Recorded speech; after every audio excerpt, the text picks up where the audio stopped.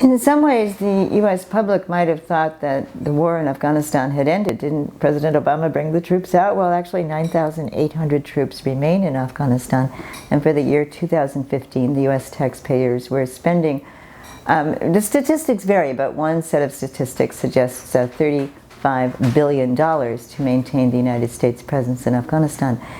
Well, recently, the people in the news, and actually in some of the very major non-governmental organization healthcare delivery groups, were very, very adamant that the United States must allow for an investigation, an international, independent, transparent investigation of a tragic, tragic event which involved the United States waging airstrikes against a hospital. It was a Médecins Sans Frontières, abbreviated MSF, or in English, Doctors Without Borders, hospital. It was the only hospital in a northern region of Afghanistan.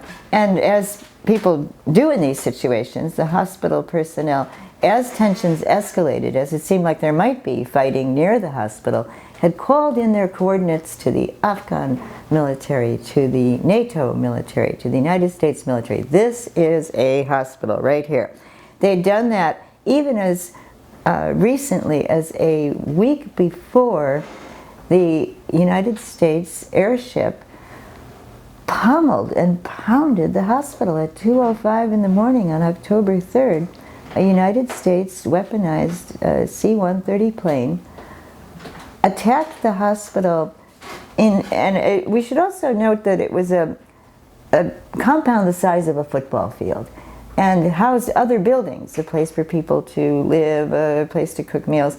But the actual hospital itself was a specific building, and the first bomb hit the intensive care unit. And then every 15 minutes, another bomb was fired at this particular hospital. The walls became rubble, the rooms were ablaze. One survivor said, "Words could not describe the horror. Patients were burning in their own beds."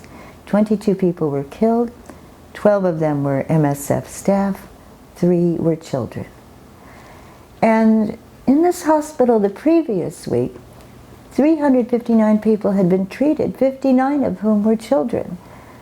And if this happens anywhere else in the world, people will say, well, that's a violation of human rights, it's a crime against humanity, it's a war crime, it must be investigated. But the United States military, in the initial aftermath of this tragedy, 3 times changed their interpretation of what had happened. And now, as an investigation is being called for, it's something that's a bit extra problematic, because there really isn't an investigative body that can be called upon that will move quickly. And so this may fall out of the news, but this isn't the only time the United States has attacked civilians in Afghanistan.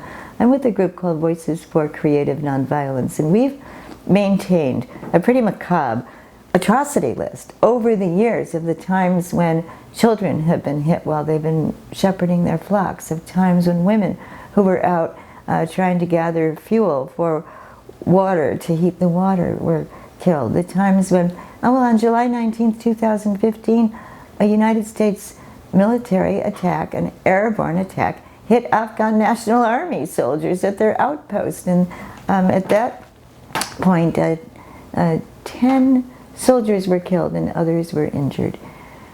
So this causes rage, it causes antagonism, it causes mistrust and suspicion. And really, the very presence of the United States over the years in its military bases has fed and fueled all kinds of corruption and graft. And I think it's also important to note that the Special Inspector General for Afghanistan, a man named John Sopko, has every quarter submitted to the U.S. Congress, so that's 4 times a year, blistering, scathing reports, reviews of the ways in which the non-military aid has been squandered or led toward more corruption. So let's look at hospitals that the United States has maintained and healthcare facilities. On July 25th, the director of the Special Inspector General on Afghanistan Reconstruction submitted a letter to the head of the USAID U.S. Aid for International Development. And they had given a list with coordinates of 614 places that they were, just in the first 6 months of 2015, funding. And the sum wasn't huge. In fact, it's chump change in terms of Pentagon spending, but it was in the vicinity of, I think, $234 million.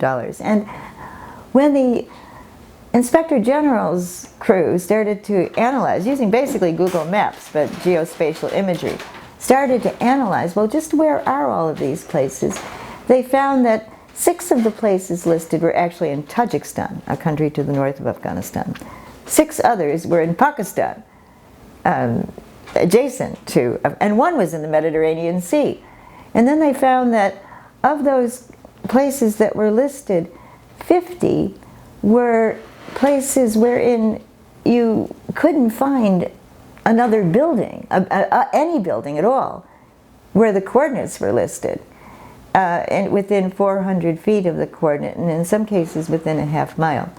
So people start to wonder, well, are these ghost hospitals? Are these ghost payrolls, basically?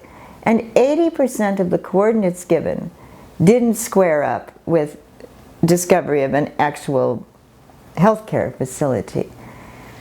Well, similar reporting has been done by National Public Radio about the Ministry of Education and USAID funding schools. So here's a hospital in Kunduz in the north of Afghanistan that was not a ghost hospital. They're serving people. They're the only hospital in the northern region. They've been risking their lives, working hard to deliver health care. Now that's become a ghost hospital. We'll never be able to calculate how many people suffered because they couldn't get access to health care and perhaps died. Children in need of pediatricians and nurses. Mothers who want to deliver their babies safely. Elder people who need care. Now, people in the United States are kind of delivered a marketing effort to justify past wars and get ready for future ones. And I think we need to kind of put on the brakes and stop, particularly when an incident like this very clear, patent war crime occurs. The United States attacked a hospital.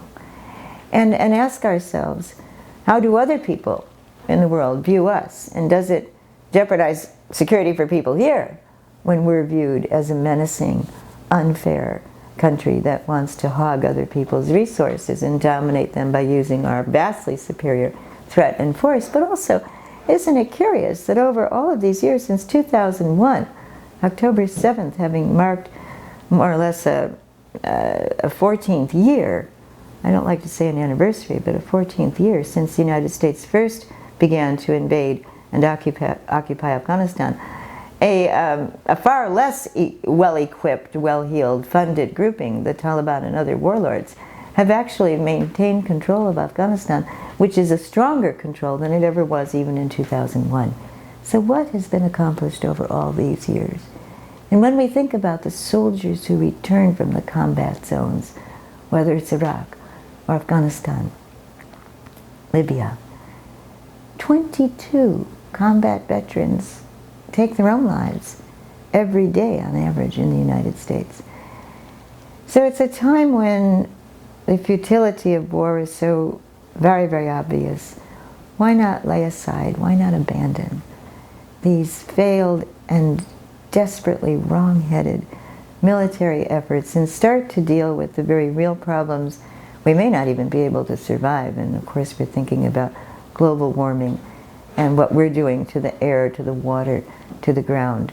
And turn the facilities that are being used to train people to go to other countries and possibly maim and kill or become maimed and killed in other countries, train those people to be able to convert to renewable energy, the vast resources that might be available in so many places, often right near United States military and air bases.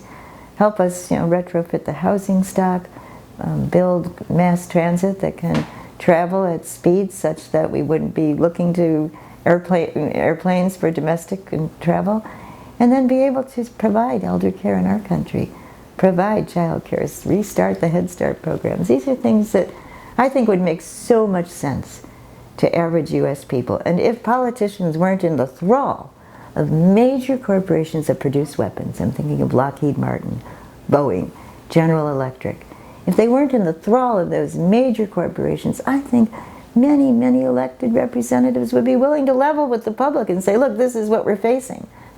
But they're fearful. So we can catch courage from one another and start grassroots organizations that really are dedicated and will make a priority of the simple act to abolish war.